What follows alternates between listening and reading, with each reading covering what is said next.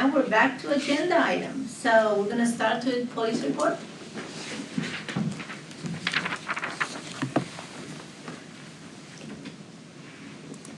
I just noticed that my title slide is here, but I don't think the content slide is, so Oh, I can wing it off of my email. So let me pull it up real quick.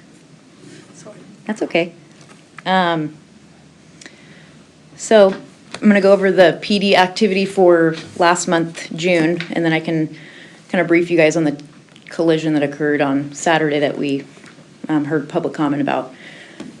So obviously summer has kicked off, and that means that our traffic enforcement has shifted from the schools to really where the traffic in the summertime is, which is Carlsbad Boulevard, Legoland, and all of our tourist attractions. So moving forward with summer enforcement, if you guys noticed, we just put up a electronic message board at northbound Carlsbad Boulevard and Cannon, and it basically says enforcement zone ahead, which we have noticed that has tremendously slowed people down.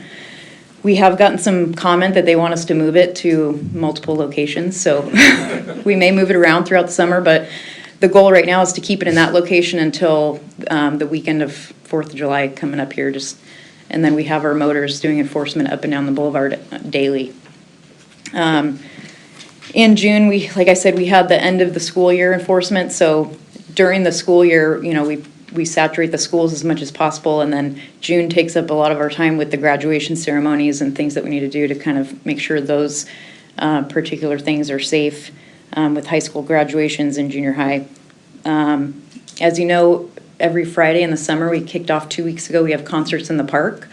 So we usually deploy at least 2 motor officers, if not more, because those parks attract approximately 5,000 people per concert, and they're growing every year. So the first 2 are at Stagecoach. We'll have 1 more at Stagecoach this Friday, and then it will move to another park. Bicycle patrol, if you've seen in the barrio and the downtown area, as well as Carlsbad Boulevard, we're deploying officers on bicycles. So not necessarily doing traffic enforcement, but they are trying to do a lot of the education stuff with traffic. Our senior volunteers help us with some of those education things. And something that we're going to be doing this coming month in July is we're going to be setting up a bicycle, some departments call it a bicycle rodeo, where you set up a date and you have kids show up. We do bicycle fitting, we do helmet fitting, and really just have interaction with bicyclists, whether kids or adults and officers. So we're debating over whether to have that near our station or set it up at Pine and the Boulevard and just engage people that are going by. So that'll be coming forward next month, because we did get some feedback from City Council that they would like to see more engagement with bicyclists. So we're going to be doing that in July.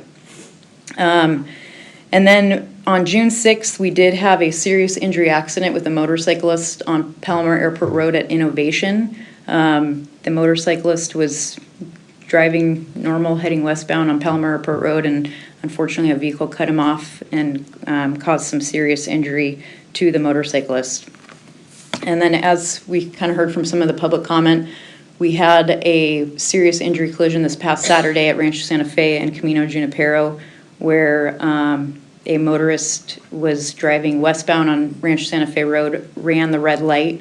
It appears the person was speeding, and they basically head on into the passenger side of the other vehicle. The 2 people in the vehicle that was not at fault had some minor injuries in the end, which is a good thing, and then the driver of the vehicle that was at fault did have some serious injuries.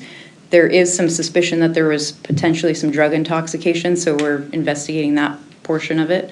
But we hear, the public comment loud and clear. I was forwarded an email today that went out to Doug, and we're going to start deploying our resources to Rancho Santa Fe. Obviously, we're splitting resources between Carlsbad Boulevard and kind of where we are getting most of our traffic in the summertime, but we do hear the residents, and these emails come to us as well, so we will probably be reporting on that next month as far as our activity for Rancho Santa Fe Road. So that's all I have, kind of short and sweet, but we're just moving from the school enforcement straight into summer enforcement. Any questions from the commissioners? You said you're doing motor traffic enforcement daily, is that a change? No, it's not a change. But what we are doing in the summertime is we are deploying officers on the weekends and on an overtime basis. So I guess that a little bit of a change. But basically it's a special detail that all they do is concentrate on Carlsbad Boulevard for, motorcyclists with loud mufflers, for people not obeying the speed limits, texting, using their cell phones. And then the big one is between Tamarack and the North City limits, not yielding to pedestrians. That's one of our big things. So they're out there 7 days a week until Labor Day. They started doing that on Memorial Day. And then we are actually getting 2 additional motors that were, as of today, July 1st, with our new budget cycle, City Council approved for us to obtain 2 additional motor officers. So they'll be going to the Motor Academy starting next Monday. And hopefully, fingers crossed, they all pass the very difficult LAPD Motor Academy. And then we will have 2 additional motors to help with enforcement around the city, which is greatly needed with the population boom. Awesome. Any other questions? Lieutenant, Lieutenant, do you know the exact date for that bicycle rodeo? We just started setting it up. It's definitely going to be in July, and we will post it on social media and send it out, but I don't have an exact date yet. Okay. And then last question for me. The situation that happened during there's a school lockdown at Hill Elementary. Yes. First, I wanted to thank you for your fast and swift response. That was amazing what you did. Was there any issues that you had that kind of helped? No, I think, even as a parent, I have kids that go to school in the city, and so most the parents that lived in the area wanted to come to the school, which is completely reasonable, and I would have done the same thing if I was off duty.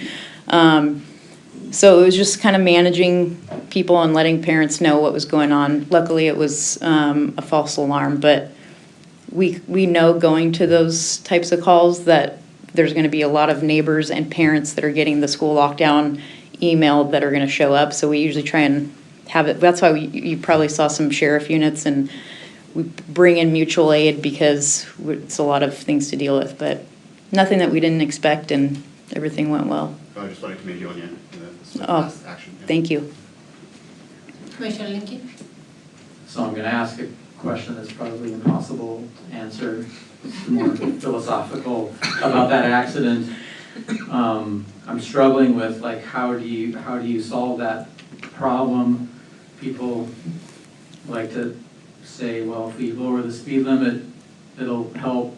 And I'm willing to make a motion now or at the end or someone else, I'm sure will, to study this more because the commission has dealt with it in the past and I don't know what's been done. But just philosophically, if someone is intoxicated or willing to run red lights or willing to drive 70 miles an hour or whatever in a 55 mile an hour zone, does changing a speed limit sign by 5 miles per hour, is that, what, to me, that's not going to stop that kind of action. So what's the solution here? I hear what you're saying, and that's why, if you saw my press release, we talk about whether there's intoxication believed to be a factor, because when there's speeding complaints or complaints of people violating the law, you have to kind of put those as an outlier when there's intoxication involved. So, it is a tough question.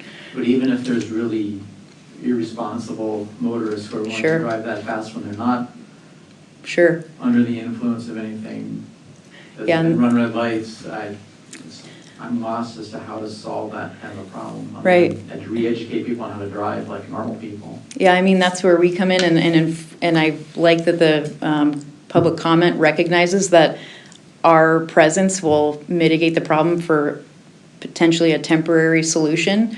It's definitely not a foolproof solution, but that's where we come in and we try to show our presence, and a lot of times it's by giving out a lot of tickets, and then people start to slow down, but then we move to the next problem area and it kind of slowly moves back in. So I think we always try to come from a the three prong of education, engineering, and enforcement and use those as much as possible. And we've been teaming up with engineering to do so. So if we can use those three pieces to move something positive forward, that's our goal. Any other questions? Thank you so much. Thank you. Just comment on what you were saying, though. A couple of years ago, we had a Mustang that crashed and it was a fatality on the same place, and everybody was up in arms. Well, there was a drunken Mustang doing 80 some odd miles an hour down Rancho Santa Fe at 2 o'clock in the morning or something like that. Again, to all your points, drunken, speeding, shouldn't have been doing what they're doing. It had nothing to do with the speed limit signs, but it kind of worked it. So as we talk about all these TCs that might appear on Rancho Santa Fe, what's causing them and what isn't causing them. So, just a discussion point. Thanks, Lieutenant. Thank you. Thank you so much.